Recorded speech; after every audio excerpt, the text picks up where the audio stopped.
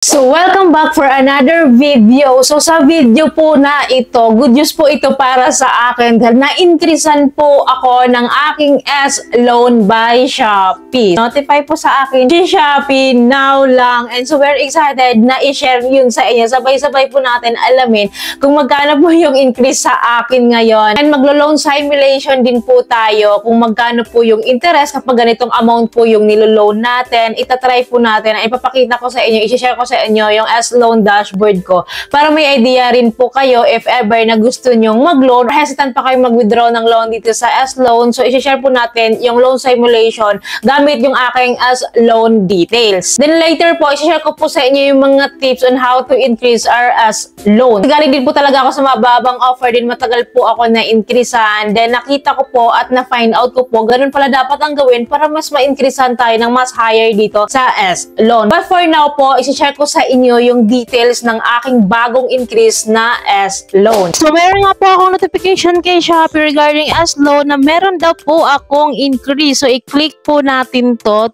get more details kasi hindi ko pa po alam magkano increase nila sa akin. So, isa makikita niya dito, plus 11,500 pesos yung credit limit ko. Grabe, ang taas na increase nila sa akin. Mataas na po ito, ha. So, ayan, click natin yung details para makita natin yung lahat ng details dito. So, nakalagay dito, your limit has been increased from 6,000 to 17,500 on February 8, 2024. So, fresh na fresh pa po ito. So, may tips po sila dito how to get more limits. So, make repayment on time daw. Then, pangalawa po, frequent use of S-Loan. So, kailangan po talaga natin ditong gamitin sa S-Loan talaga para magkaroon tayo ng increase kasi kung hindi po natin pala talaga ginagamit to is wala pong chance na and mababa po yung chance na ma-increase tayo ng mas higher kasi yun yung gusto nila. So, balik tayo dito sa dashboard. Yung makikita niyo dito, may available credit limit ako na 16,499. Pero ang total credit limit ko po talaga ay 7,500 pesos. Kaya po ganyan kasi meron pa po ako dito sa current loans ko. May unpaid pa po ako. So, i-view natin ha. So, dito sa baba, may monthly repayment pa po akong unpaid na isa. 1,090 pesos 84. May current billing pa po ako dito and natuwa naman ako kasi 5 months to pay, 6 months to pay yon, then 5 months pa lang is na-increasean na ako. So, balik tayo. So, try po natin i-withdraw itong available credit limit. Maglo-loan simulation tayo dito para makita nyo, para aware din kayo kung ano itsura nitong dashboard ni S-Loan. So, dito po, nakasagad tayo ng 16,400 pesos. Pero yung minimum amount to loan is 2,500 pesos. Ito po yung pinakasagad. So, as is na po tayo muna dyan. So, kinlik ko po yung 6 months. Dalawa lang po yung loan terms niya, 3 months saka 6 months. So, sa 6 months po tayo, din nakacheck din po yung loan protection or yung insurance sa loan. So, nandito po yung breakdown niya. So, anyways, ang disbursement niya po is through Shopee Pay. So, sa Shopee Pay na po natin i-forward sa GCash or sa bank transfer kung gusto po natin yan i-cash out. Then, yung amount na na-request ko is 16,400 sagad. Then, may admin fee po siya na 1%. Sa 16,400, 164 po nun is yun yung admin fee kasi 1% nga. Then, yung amount to receive ko na lang, ibabawas na po nila yung admin fee ha. Yung amount to receive ko na lang is 16,236. So naka-indicate din po sa baba yung monthly repayment which is 6 months, 3,577 ha ang monthly ko. So, computein po natin to para makita nyo po. So, 3,577.90. I-times po natin to sa 6 months to pay para makita po natin kung magkano yung kinita nila sa atin or kung magkano yung interest. Mamaya computein din po natin. So, times 6 po, 21,467.4 yung aabutin. So, i-minus po natin to sa 16,400 na ilo-loan dapat natin. So, ito po yung kikitain nila sa atin, 5,067.4 pesos sa loob po ng 6 months. So, kukunin po natin yung interest rate nito per month. Yan, para makita natin kung reasonable ba yung interest. So, divide lang po natin sa 16,000 divided by 6 months to pay. So, ang interest po nila is 5.1% per month ha sa 6 months to. So, balik tayo po din sa sa dashboard. So, hindi naman po required na waive naman din po yung loan protection dito kasi may bayad po ito eh. So, tatanggalin po natin tong loan protection para dito po sa monthly repayment na 3,577 makabawas-bawas man lang po. So, tatanggalin ko po kaya naging 3,545.10 na lang from 3,577 kanina po, di ba? So, malaking bagay rin na nabawas siya ha kasi at least nakales. So, kumpitin natin pag ganito yung ganito yung monthly niya. 3,545 times 6 months is equal to 21,270. So, minus natin sa 16,400. So, 4,870 yung kikitain nila sa atin sa loob ng 6 months. So, malayo po yung diferensya. So, kunin lang natin yung interest rate per month. So, ito po, 95% yung interest. So, balik po tayo dito. 3 months po natin kasi magkaiba po yung rate ng 6 months sa 3 months, diba? So, sa 3 months po, so wala pong nagbago sa ating admin fee, 164 pa rin. Then, yung amount to receive is ganun pa din po. So, yung monthly repayment po ng 3 months is, per month niya is 6,278.50. Sa 3 months po ito ha. So, kukumpitin po natin para makita nyo rin. So, 6,278.50 times 3 months to pay is equals to 18,835.5. So, ibabawas mo natin yung 16,400 na niloan natin ng kabuuan na. So, 2,435.5.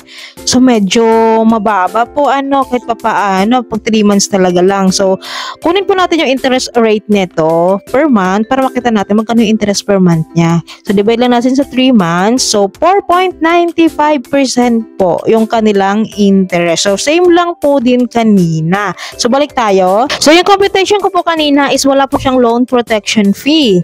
So, 6,278.50 lang. Kaya, lagyan po natin ng loan protection. Check po natin itong loan protection para makikita nyo lang yung difference ha. So, naging 6,311 siya. So, kahit pa paano, mas yung diferensya talaga. So, tinanggal ko na po ulit yung loan protection. Yan, makikita nyo yung difference. So, sa baba po ng monthly repayment, may breakdown po talaga dyan. Yung principal amount, then yung monthly interest po na pinapatong nga nila. So, nakalagay po dyan 4.95% yung monthly interest po. So, tama po yung na-compute natin kanina. Kanina po kasi manual computation lang para makita nyo, para mag-match din siya talaga dito. So, ganun po siya. So, try po natin palitan yung amount dito sa taas. Papalitan po natin ng, 10,000 lang po yung ating gustong ilong. Titingnan po natin kung may diferensya. Kung malayo ba yung diferensya. So, 6 months natin kukunin, may siya. Ayan, 6 months kukunin. Then, ang amount na niregas ko 10,000. Then, may admin fee po siya ng 1%. Kaya 100 lang po yun. So, marireceive na lang po natin is 9,900 pesos. Then, ang monthly repayment po natin is 2,161.64. So, ganun pa din po. 4.95% talaga yung interest nila monthly. Then, wala naman po silang processing fee talaga. Nilipat ko po sa 3 months to pay lang. Then, ganun pa din po naman yung breakdown dito. May admin fee pa din po siya na 100 pesos. Then, sa monthly repayment po is 3,828 sa 3 months po ito ha. Then, may monthly interest siya na 4.95%. So, standard po pala talaga yung interest niya na 4.95%. So, papalitan po natin ng amount to. So, gawin natin 5,000 na lang kung 5,000 lang yung kailangan natin. And titignan natin kung ano naman yung breakdown nito. So, sa 3 months to pay, so meron po siyang monthly repayment na 1,914.18. Then, yung monthly interest niya po is 4.95 pa din. So, standard po talaga siya. So, sa 6 months naman po, meron siyang monthly repayment na 1,080. For 6 months naman na sa 5,000 na niloan natin. Then, ganun din po yung interest, 4.95. So, papalitan po natin tong amount na to. Gawin lang natin ng 2,500, minimum of 2,500 pesos sa 3 months. Yan, sa 3 months po, meron siyang admin fee na 25 pesos kasi nga 1% pa nga lang yung admin fee. Then, yung repayment mo monthly, 957 sa 3 months ha, kasi 2,500 nga lang naman. Then, sa 6 months po, ang monthly repayment mo ay 540 pesos. So, napakababa po. Pero 2,500 lang kasi yung niloan mo eh. Then, So, try po natin na palitan ng 1,000 below minimum kasi 'di ba 2,500 yung pinaka-minimum nila. So, hindi po siya working kapag ganun talaga. So, 2,500 po talaga yung pinaka-minimum amount to withdraw nila. So, kung decidido na po tayong mag-withdraw, click lang po natin yung withdraw now sa baba. Then, after po that, kailangan natin i-enter yung ating Shopee Pay PIN kasi sa Shopee Pay wallet po nila yan, isi-send yung pera na niloan natin. Then, one of my next videos po, isi-share ko po yan sa inyo on how to withdraw S-Loan naman step by step. Kung ano nang update dito sa S-Loan withdrawal, kung madali lang ba i-withdraw, ano na yung bagong process dito. Sa lahat po yan, isi-share ko sa inyo. Anyways, isi-share ko na sa inyo kung ano yung tips na ginawa ko, kung bakit ako na-increasean ng ganito kalaki. So, malaki na po ito para sa akin ha, kasi nag-start po talaga ako originally nung nag-activate po ako ng aking S-Loan. Ang offer po nila sa akin is 5,000 pesos. So, nagtagal po ako sa 5,000 pesos, niloan ko po yun within 3 months. Sa 3 months po na yun, nag-expect po ako na mai-increasean ako kasi nga, syempre, in-endure ko yung loan terms, then on time naman ako nagbabayad. So, after that po, is hindi po siya nag-increase. Nag-remain po yung pera niya kahit na fully paid ko na. Nag-remain po yung offer nila sa akin na 5,000 pesos. Then, after a few weeks, na-increasean po ko ng 1,000 pesos. Kaya naging 6,000 po yung offer ko bago pa po ako mo-offeran ng ganitong increase na S-Loan. So, ang ginawa ko lang po talaga, ito po ay based sa experience ko lang ha. Kasi nung na-offeran po ko ng 5,000 pesos, 3 months to pay lang po yung kinuha kong loan terms. So, naisip ko, what if is 6 months to pay ko siya? Kasi naisip ko, baka gusto talaga ni Shopee, tulad ng mga ibang loan app talaga or mga ibang loan products, gusto talaga nila mas mahaba yung loan terms na kinukuha natin. Kasi syempre nga naman, mas kumikita kasi sila doon. Then, mas makita din kasi nila yung ating credit records dito, yung ating credit history, yung ating payment behavior, talagang maaga pa tayo nagbabayad, or good payer ba tayo, or bad payer ba tayo, or nagkakadue ba tayo dito. Kasi mostly talaga yan yung batayan ng mga nagpapautang or mga loan app talaga. So, yun yung ginawa ko po. Then, niloan ko nga po yung 6,000 pesos na in-offer sa akin as loan. Niloan ko po siya at inavail ko po siya ng 6 months to pay. Meron pong choice na 3 months to pay, meron pong choice na 6 months to pay. Una kasi 3 months to pay lang, di ba? So, ang ginawa ko po, nag 6 months to pay ako kasi nasa isip ko nun, gusto ni Shopee ng mga long loan terms periods. Ginawa ko po yon and hindi ko talaga aakalain na legit po pala talaga. Kasi sa 6 months to pay, nakita niyo naman po kanina, meron pa akong 1 loan unpaid pa. So, 1 month na lang, mapipaid ko na siya. So, gladly lang po talaga is na-increase nila ako. 5 months to pay pa lang po ako. Hindi ko pa po talaga fully paid. Pero na-increase nila ako, nag-grantan nila ako ng increase.